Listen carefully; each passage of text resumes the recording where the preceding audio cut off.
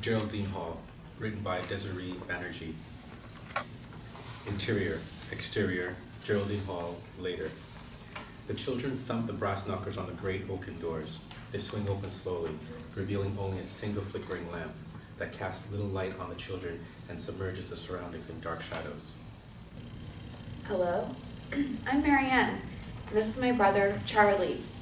I believe Master, come in. The interior is little visible by the light of a single lamp. All things seem ghostly and bizarre in shape. The hall is replete with several large oil paintings of earlier masters of the manoir, lots of family portraits, exquisite figurines, and mantelpieces.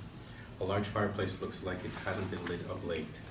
Ornate pieces of furniture such as chaises, ottomans, chairs with tapestry are thrown around the hall. The grand chandelier hanging overhead, though hardly visible, seems overgrown with cobwebs. The master expects you at dinner. Get tidied up before that. I'll ask Stuart to show you to your rooms. A man appears out of nowhere and gestures at the children to follow him. Remember one thing. Do not meander around Geraldine Hall. What if we lose our way? Precisely. You'll lose your way if you try wandering around on your own. So don't. And what if we simply want to explore around? Unsupervised exploration would tantamount to trespassing. Brings down the lamp to reveal her face for the first time.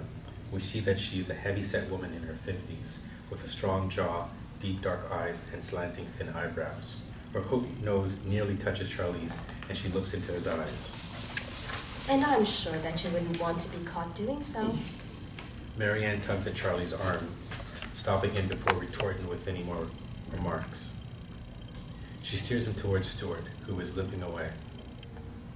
Charles, why do you have to spoil our only chance? I didn't like the feel of the old shrew's voice, even before she decided to show her ugly face. Charles! Hey, Stuart! Tell me, where are we going now? Does anyone really know where he's going? So, the stories of Master Bram keeping the right-wing nursery lit up at all times were true? Suddenly spinning around to face her. That's another rule around here. You must never, ever speak about Lady Amelia or Little Billy again. Not a word about the blaze. No queries about the nursery. Okay? Okay. Never. The master hasn't been keeping well of late. He took pity upon you and decided to give you a chance. Keep the honor of his decision and don't try to pry open his wounds again. Poor Master Bram. He must have suffered so much. True. We ought not make him suffer anymore. These people are strange, I tell you. We see a sliver of cracked open door through which someone is looking. We see Marianne slowing down, as if feeling something amiss. Brilliant blue eyes keeps looking, while a porcelain white hand runs along the edge of the door. Marianne stops on her tracks altogether and turns right towards the door. It shuts with a slam, but not before she sees the end of a pale pink gauzy dress vanish behind him. When Marianne turns to look at Stuart and Charlie, they are already gone. She begins perspiring at strange whispers filling the entire corridor. She turns left and right and back to see if there is anyone who can help her to her room, but no one is there. Just beyond the marble parapets, a moonlit garden is visible. Marianne looks there because she can suddenly hear an infant wailing nearby. The sound seems to be coming from the garden. As the different sounds grow louder and louder, Marianne begins crying, uncertain of what is to happen. She tries to run up the marble staircase by which Stuart took Charlie, but even as she does so, she gasps in fear. An infant is lying at the base of the staircase. This causes her to move left, where there is a little brass armor with a spear. Her dress catches the spear and it falls down with a loud clatter. Marianne hears loud footsteps approaching from her above, even as the whispers continue increasing in intensity. She simply huddles, crying, shutting off the noise with her palms clasped over her ears. Amid all the whispering and blackness, all of a sudden, we see a light, and Miss Bethany's stern voice say, Got a taste of getting lost at Geraldine Hall? with a trembling voice. I was following them, and then... Geraldine Hall is a strange place, and the worst one to get lost in. Shall I have to remind you that loitering about is considered offensive here, and it may prove to be extremely dangerous for you? incoherently.